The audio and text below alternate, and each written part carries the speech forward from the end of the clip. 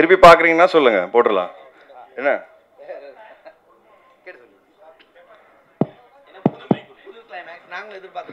கண்டிப்பாக சார், நீங்கள் எப்போ நான் பார்க்கலாம், நீங்கள் சொல்லுங்கள் எப்போ பார்க்குறீங்கன்னு.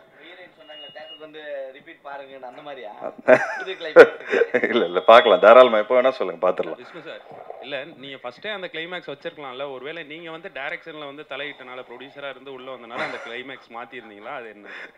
இல்லை சார், இல்லை சொல்லிடுறேன். என்னன்னா இப்போது சான் தான் வந்து நான் சொல்ல வேண்டியதாக இருக்கும். சான் தான் வந்து ஒரு ராட்சசன் பண்ண ஒரு எடிட்டர். ஸோ ராட்சசனோட ப்ராசஸில் நான் ரொம்ப டீட்டெயிலாக உட்காரல. ஏன்னா அது வந்து எடிட்டரும் டைரக்டரும் அந்த படத்தோட ப்ரொடியூசரும் தான் உட்காந்தாங்க.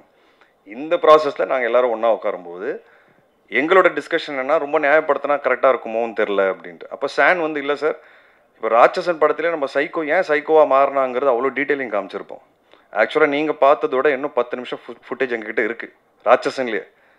அதுக்கப்புறம் நாங்கள் டிசைட் பண்ணி ரொம்ப நியாயப்படுத்திட்டா அவன் பண்ணது ரைட் ஆகிடும், அதனால் அது வேணாம் அப்படின்னு சொல்லி நாங்கள் டிசைட் பண்ணி அந்த 10 மினிட்ஸ் வந்து குறைக்கிறதுக்கு நான் ராம் கிட்ட 3 மாதம் பேசியிருக்கேன் ஃபோனில். இப்போ அந்த டிசிஷன் ரைட்டாக தானே போச்சு. 3 months எனக்கு நல்ல ஞாபகம் இருக்குது. நான் வெளியூர்லலாம் இருக்கும்போது டெய்லி அவர் ஃபோன் அடிப்பேன். ராம் அந்த இடத்துல அந்த 10 நிமிஷம் மட்டும் பார்த்துக்கோங்க, 10 நிமிஷம் மட்டும் பார்த்துக்கோங்க. ஏன்னா அது 10 நிமிஷம் நம்ம வச்சுட்டோன்னா ஆடியன்ஸ்க்கு மைண்டு வேறையாக ஆகிடும், அது கரெக்டாக இருக்குமான்னு எனக்கு தெரில. ஏன்னா அங்கே சைக்கோ பண்ணுறது ராங் அப்படின்னு நமக்கு தெரியுது. இந்த படத்தை பொறுத்த வரைக்கும் அந்த கேரக்டர் சொல்கிற வர விஷயம் வந்து ரொம்ப ரைட்டாக இருந்தது. நியாயமாக பார்த்தா இப்போ நீங்கள் எல்லோரும் உட்காந்துருக்கீங்க, நீங்களும் தேங்க்லெஸ் ஜாபில் தான் இருக்கீங்க. அதை அப்ரிஷியேட் பண்ணுறாங்களா யாராவது? எனக்கு தெரிஞ்சு இல்லை. அவ்வளோதான் நான் சொல்ல வந்த ஆசையே எனக்கு. இல்லை ஸோ அதை தான் வந்து நான் சொல்லணும்னு ஆசைப்பட்டேன். ஏன்னா நிறைய தேங்க்லெஸ் ஜாப் இந்த சொசைட்டியில் இருக்குது. அந்த விஷயத்தை அட்ரஸ் பண்ணணும் அப்படின்னு நான் நினச்சேன். ஸோ அப்போது அந்த கேரக்டர் சொல்கிற விஷயம் வந்து ரைட்டாக தானே இருக்குது. அப்போது இது நியாயப்படுத்தலாமா நியாயப்படுத்த வேணாமாங்கிற ஒரு டிஸ்கஷன் தான் எங்களுக்குள்ளே போச்சு. அப்போது இல்லை இதை ஓரளவுக்கு நியாயப்படுத்தினா தான் இது கரெக்டாக இருக்கும், இல்லை அப்படின்னா இது ராங் ஆகிடுமோ அப்படின்னு ஒரு பயம்தான் அது. நாங்கள் படம் போட்டு காமிக்காமலாம் இல்லை, நான் நிறைய பேருக்கு படம் போட்டு காமிச்சேன். யாருமே அந்த விஷயத்தை பற்றி என்கிட்ட சொல்ல. அது வந்து ரிலீஸ்க்கு அப்புறமா தான் அது வந்து வெளிப்படையாக வந்தது. ஸோ இதுதான் எங்களோட தாட்.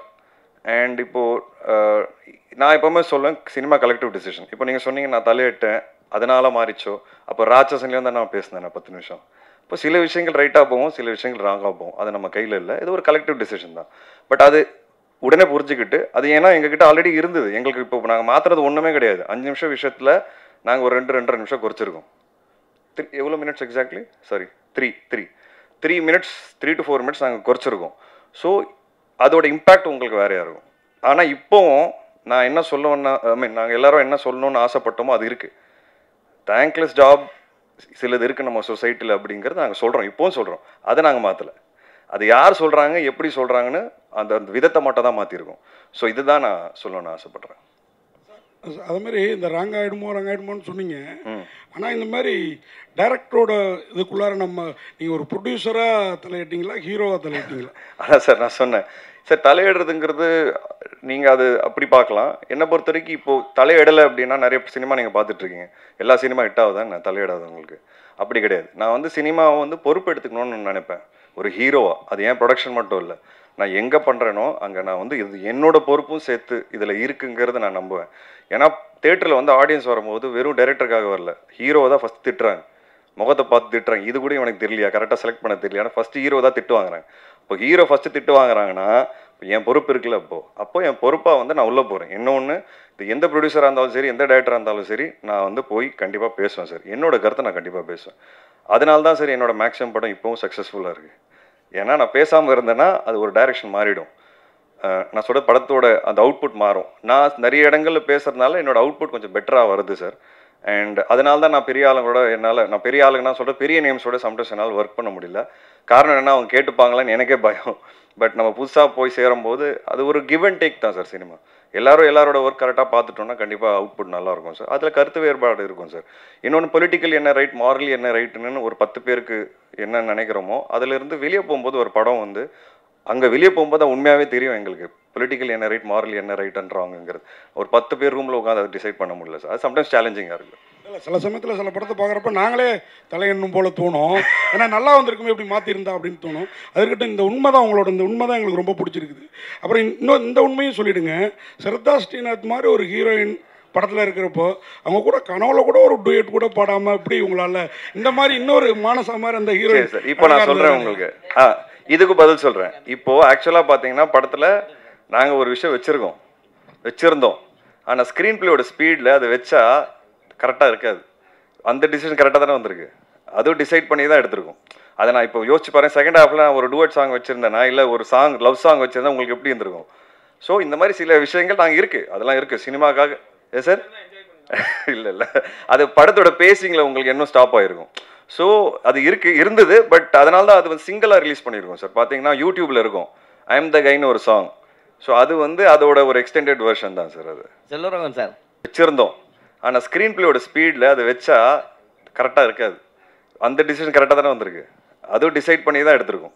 அதை நான் இப்போ யோசிச்சு பாருங்க. செகண்ட் ஹாஃபில் நான் ஒரு டூயட் சாங் வச்சுருந்தேன்னா இல்லை ஒரு சாங் லவ் சாங் வச்சுருந்தா உங்களுக்கு எப்படி இருந்திருக்கும்? ஸோ இந்த மாதிரி சில விஷயங்கள் நாங்கள் இருக்குது, அதெல்லாம் இருக்குது சினிமாக்காக. ஏ சார் இல்லை அது படத்தோட பேசிங்கில் உங்களுக்கு இன்னும் ஸ்டாப் ஆகிருக்கும். ஸோ அது இருந்தது. பட் அதனால தான் அது வந்து சிங்கிளாக ரிலீஸ் பண்ணியிருக்கோம் சார். பார்த்தீங்கன்னா யூடியூப்பில் இருக்கும் ஐ எம் த கைன்னு ஒரு சாங். ஸோ அது வந்து அதோட ஒரு எக்ஸ்டெண்டட் வெர்ஷன் தான் சார். அது செல்வராகவன் சார் உட்காந்துலாமா சார்? ரொம்ப நாள் உங்கள் படைப்புக்காக வெயிட்டிங்.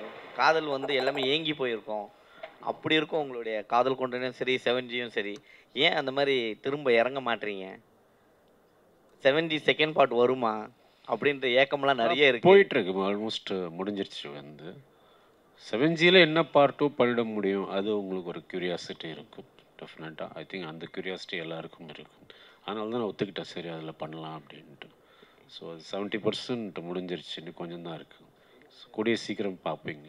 புதுப்பேட்டையும் நாங்கள் வெயிட்டிங் தான் சார். அதே போல் ஏன்னா இப்போ நடிகராக நீங்கள் எல்லா பேன் இண்டியாவாக ஆகிட்டுக்கிறீங்க. நீங்கள் எல்லாருமே கூப்பிட ஆரம்பிச்சிட்டாங்க. ஸோ அதனால தான் உங்கள் டைரக்ஷன் எப்போ புதுப்பேட்டை இதெல்லாம் அதுக்கு தான். டெஃபினட்டாக கூடிய சீக்கிரம் பண்ணுவேன் டெஃபினட்டாக.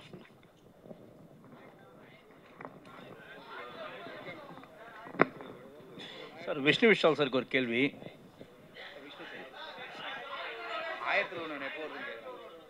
டெஃபினட்டாக இப்போ கார்த்திக்கு ஃபோன் பண்ணி கேட்குறேன். சீக்கிரமாக பண்ணலாம், டெஃபினட்டாக பண்ணலாம். விஷ்ணு விஷால் சாருக்கு ஒரு கேள்வி. சார் இங்கே சார் இங்கே சார், பெரும்பாலும் இப்போ தமிழ் சினிமாவில் பார்த்தீங்கன்னு வச்சுங்களேன், ரொம்ப எக்ஸ்பீரியன்ஸ்டான ப்ரொடியூசர்ஸே வந்து தத்தளிக்கிறாங்க. ரொம்ப தி struggle to give up profitable successful business ஒரு படத்தில்.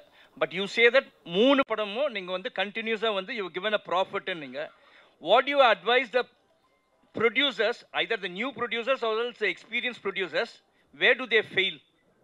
Sir, advice கொடுக்கிற அளவுக்குலாம் advice sir, let it be a suggestion or else நான் சஜஷன் வந்து நான் ப்ரொடியூசருக்கு சொல்ல மாட்டேன். இங்கே இருக்கிற ஹீரோஸ்க்கு ஆக்டர்ஸ்க்கு அவங்களுக்கு தான் சொல்லுவேன். கொஞ்சம் சம்பளம் கம்மியாக வாங்கணும் சார்.